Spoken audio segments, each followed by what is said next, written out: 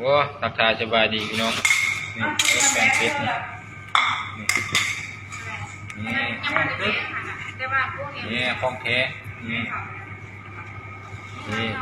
ของแท้ได้นี่เนาะนี่ก็จะเป็นต้ม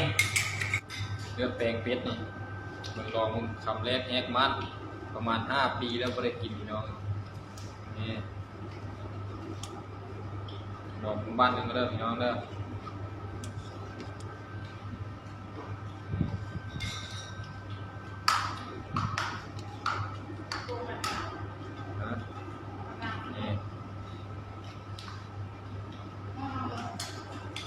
เอาทำได้แห้งมันเนาะ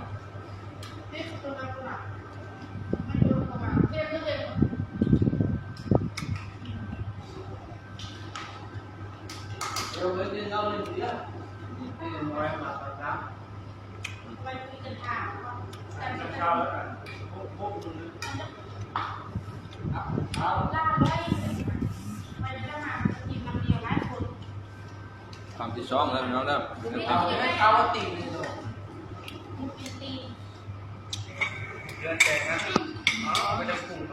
เนี่ยเซฟเพิ่นเซฟทำเลือดแปลงทำต้มเพิ่นกินเลือดแปลงมัน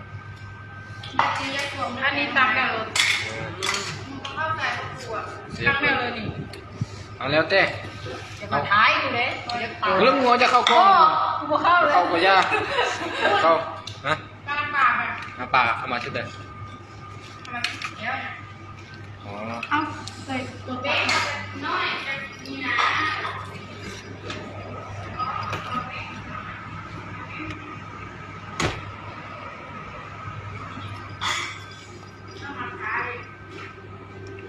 นี่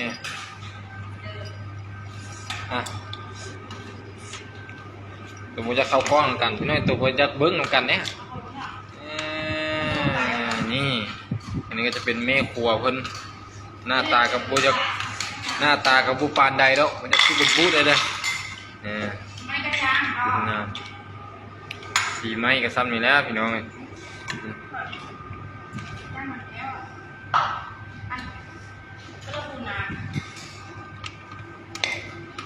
ไว้หลังพระเจ้า